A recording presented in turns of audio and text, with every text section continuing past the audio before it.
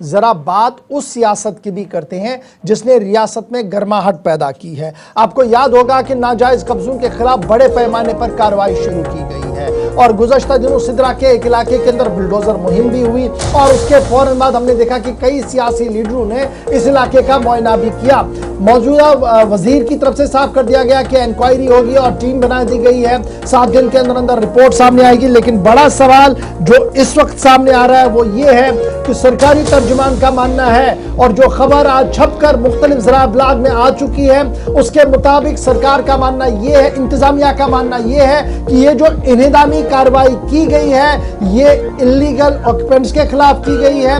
जमीन फॉरेस्ट की थी और जब ये कार्रवाई की गई तो फॉरेस्ट का अमला, फॉरेस्ट प्रोटेक्शन का अमला, सिविल इंतजामिया के आला तरीन अफसरान हैं उनकी मौजूदगी में ये सारा कुछ किया गया। और ये जो लगातार हालात बनाने की कोशिश की जा रही है कि यहाँ पर कुछ गलत किया गया है, जो 32 इलीगल स्ट्रक्चर्स डिमोलिश सिदरा के अंदर किए गए हैं, ये जनाब एंटी एनक्रोचमेंट ड्राइव जो है उसके तहत की गई है। और इब्तिदाई रिपोर्ट्स के मुताबिक जम्मू कश्मीर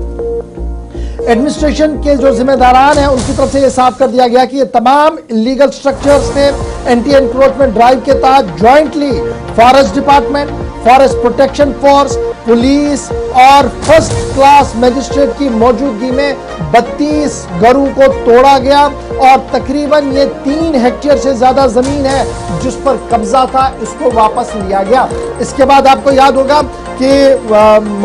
जावेद राना साहब वजीर है वो पहुंचे, महर अली साहब हैं और दीगर लोग हैं वो यहाँ पर पहुंचे और वो लगातार ये कहते रहे कि हाउ इट इज पॉसिबल, ये कैसे हुआ। अब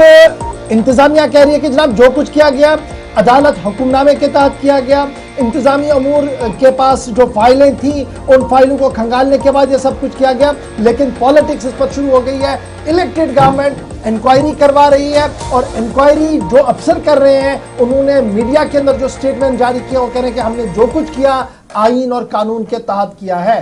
इमरान नाइको हमारे साथ है। इमरान, सियासत बहुत ज्यादा है और यह कहा जा रहा है कि पिन पॉइंट ही किया जा रहा है उन लोगों को जो इसके हकदार हैं और गैर कानूनी तौर पर ये तजावुजात हटाए गए हैं। फिर कुछ लोगों का मानना है कि फॉरेस्ट राइट एक्ट की खिलाफ वर्जियां हुई हैं। नेशनल कॉन्फ्रेंस यहां तक आई कि जनाब ये सब कुछ जो हुआ है ये तो दरअसल पीडीपी का काम था जिन्होंने माजी में एक ऑर्डर जारी किया है, कहीं ना कहीं उन्होंने दबे अल्फाज में इसकी हिमायत भी की है। लेकिन सीएम साहब इस पूरे फिगर में खामोश थे, अभी तक भी सीएम उमर अब्दुल्ला की तरफ से कोई स्टेटमेंट नहीं है। लेकिन इस बीच इंतजामी अफसरों की तरफ से जो आज स्टेटमेंट मुख्तलिफ ज़रा ब्लॉग में आ चुका है, इससे क्या कुछ सामने आ रहा है और क्या 2 हिस्सों में इस वक्त ये पूरा मामला है, एक सियासतदान और एक इंतजामिया? देखिए, जहां तक जम्मू में डिमोलिशन ड्राइव का ताल्लुक है, हम देख रहे हैं कि मुसलसल इस पे सियासी बयानात लगातार जारी है। ना सिर्फ अपोजिशन जमातों की तरफ से जो कि नेशनल कॉन्फ्रेंस को तनकीद का निशाना बना रहे हैं, बल्कि हम देख रहे हैं कि कल भी डॉक्टर फारूक अब्दुल्ला साहब ने जो दरगाह हजरत बल में मीडिया नुमाइंदों से बात की तो उन्होंने ये कहा कि ये इलेक्टेड गवर्नमेंट की कार्रवाई नहीं थी। इसी तरीके से जैसे आपने कहा जावेद राना साहब की बात हो या फिर जितने भी नेशनल कॉन्फ्रेंस के एमएलएज वहां विजिट करने के लिए गए कि सबका यही कहना है कि ये इलेक्टेड गवर्नमेंट का काम नहीं है या उन्होंने नहीं किया है, इसीलिए एक इंक्वायरी भी जो है वो इनिशिएट की गई है। लेकिन इस सब कंट्रोवर्सी के बीच में, बयानात और तनकीद के बीच में हम देख रहे हैं कि जो मुख्तलिफ ज़राए अबलाग में अब गवर्नमेंट के स्पोक्स पर्सन का हवाला दिया गया है और ये कहा गया है कि गवर्नमेंट ने जो ये कार्रवाई डिमोलिशन ड्राइव की है ये दरअसल एंटी एनक्रोचमेंट ड्राइव का एक हिस्सा है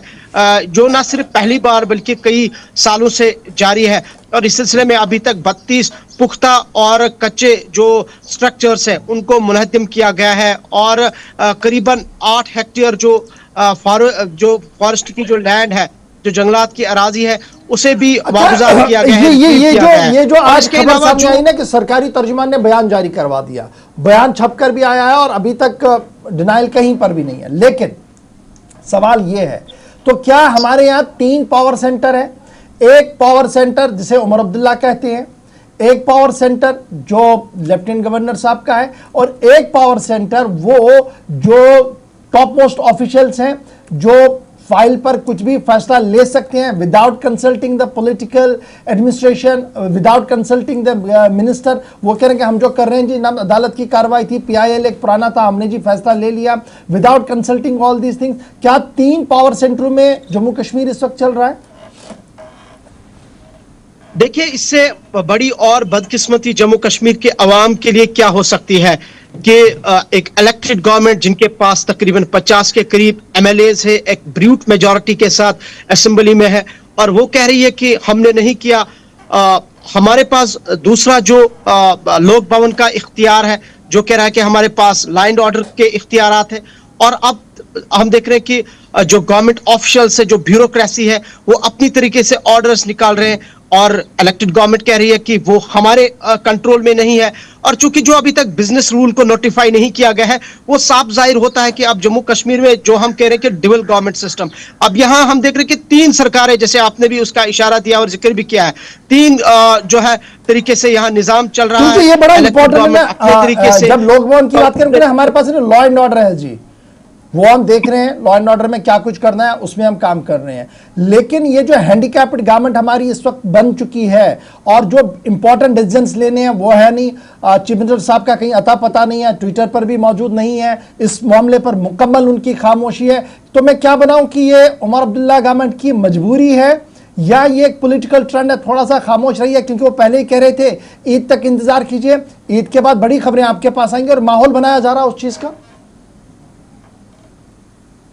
बिल्कुल ऐसा भी हो सकता है, लेकिन जहां तक हम जम्मू कश्मीर में इस गवर्नमेंट को देखते हैं, ऐसा नहीं है कि जो बार बार उमर अब्दुल्ला सरकार की तरफ से ये एक्सक्यूजेस दिए जा रहे हैं कि हमारे पास इख्तियारात नहीं है, या फिर उनके जो कैबिनेट मिनिस्टर्स हैं, उनके MLAs ये कह रहे हैं कि हमारे पास इख्तियारात नहीं है। ऐसा कुछ नहीं है। जब हम J&K रीऑर्गेनाइजेशन एक्ट 2019 को देखते हैं, तो उसमें क्लियरली हम देख रहे हैं कि एक पॉपुलर गवर्नमेंट, एक इलेक्टेड गवर्नमेंट क्या कर सकती है। अगर आप लॉ एंड ऑर्डर को छोड़ के बाकी जितने भी एडमिनिस्ट्रेटिव मामलात हैं उनको देखेंगे, ऐसा नहीं कि IAS ऑफिसर्स की ट्रांसफर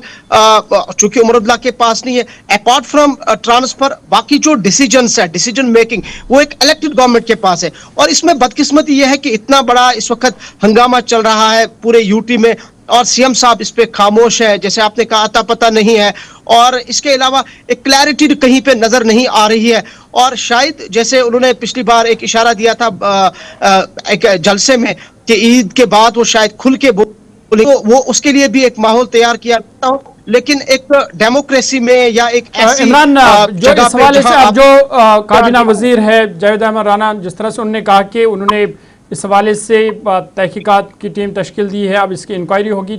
सवाल तो उस पर भी है ना, तहकीकाती कमेटी जिनको आप बना रहे हैं उसमें फॉरेस्ट प्रोटेक्शन के लोग हैं, फॉरेस्ट अमला है, IAS अफसर, वो पहले ही बयान तो जारी कर चुके हैं, हमने जो कुछ किया जी ये तो कानूनी कार्रवाई है। इसीलिए मैंने कहा कि एक मौकरी बना हुआ है निजाम। बहुत शुक्रिया जी इरफान हमारे साथ ज्वाइन करने के लिए।